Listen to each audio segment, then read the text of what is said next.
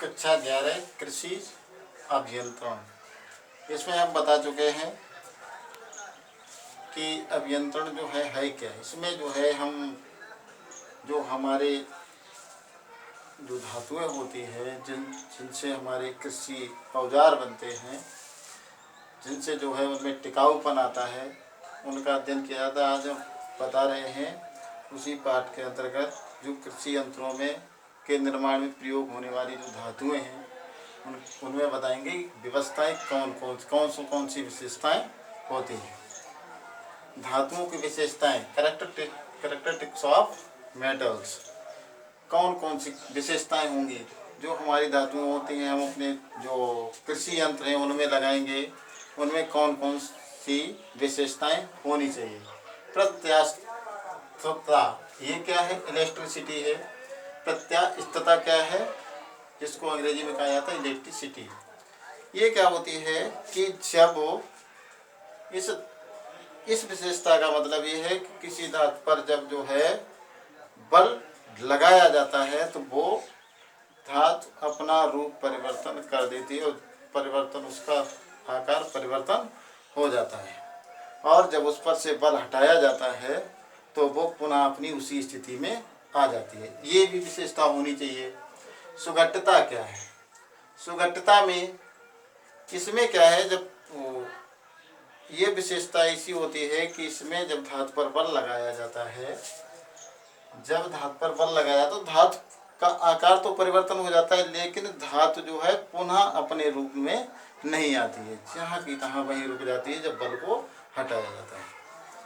तन्यता, तन्यता मतलब कि खींचने वाली, जिसको कि खींच के बढ़ाया जा सके, जिसमें जो है सबसे ज़्यादा तन्यता जो है सोने में पाई जाती है। सोना जो है सबसे ज़्यादा तन्य होता है। आघात वर्धनीयता, आघात वर्धनीयता क्या होती है?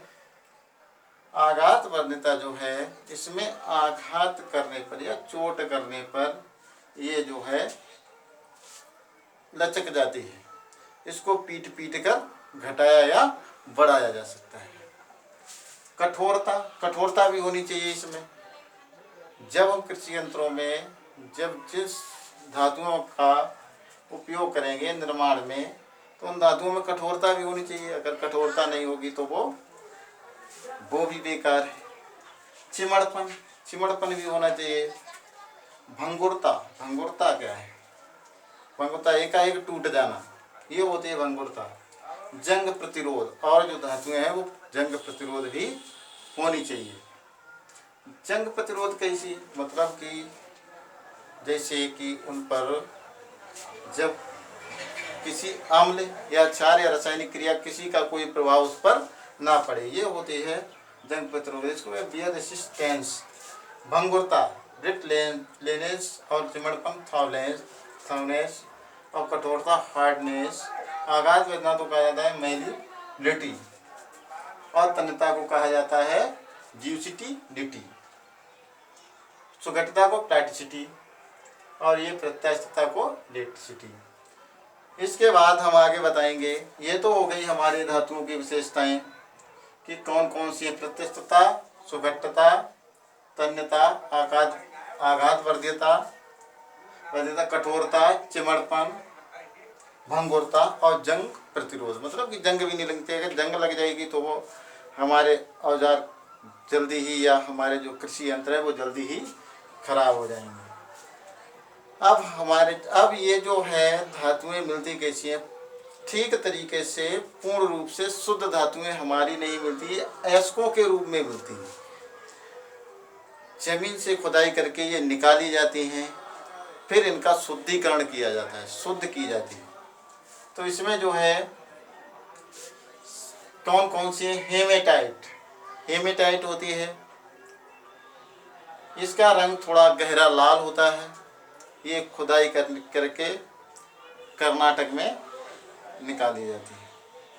कर्नाटक में, उड़ीसा में ये निकाली जाती है। इसके बाद में ये हो गई मैग्नेटाइट। मैग्नेटाइट इसका थोड़ा हल्का भूरा रंग होता है, और ये लिमोनाइट, इसका रंग थोड़ा हल्का पीला होता है। और पायराइट जो है इसका रंग भी थोड़ा भूरा होता है।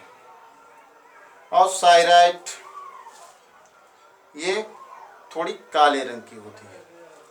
ये हो गए लौह की। हेमेटाइट का जो सूत्र होता है, रासायनिक सूत्र Fe2O3, मैग्नेटाइट का Fe3O4, लिमोनाइट का 2Fe2O3 3H2O, और इसके बाद में पायराइट का FeS2, साइराइट FeCO3। ये होते हैं इसके रासायनिक सूत्र। ये जो है खुदाई करने पर मिलते हैं। इनमें जो है कुछ अंश तक जो है 100% ना करके कुछ परसेंट इसमें लौह अयस्क पाया जाता है। फिर इनको जो है पात्या भट्टी में फिर गर्म किया जाता है और गर्म करके इनको शुद्धिकरण कर लिया जाता है। शुद्धिकरण करने के बाद ही इनको अपने वांछित रूप दे दिया जाता है और हमारे कृषि यंत्रों के निर्माण में इनका प्रयोग कर दिया जाता है। ये होते हैं लौह अयस्क, जिनमें इसमें सबसे ज़्यादा हेमेटाइट में सबसे ज़्यादा करीबन जो है लगभग 72% तक लौह आयरन पाया जाता है, लोहा। ठीक है। और इसके बाद में बाकी ये इनमें कम पाया जाता है। ठीक है। आगे जो है शुद्धिकरण, लौह अयस्कों का शुद्धिकरण जो है फिर बताएंगे।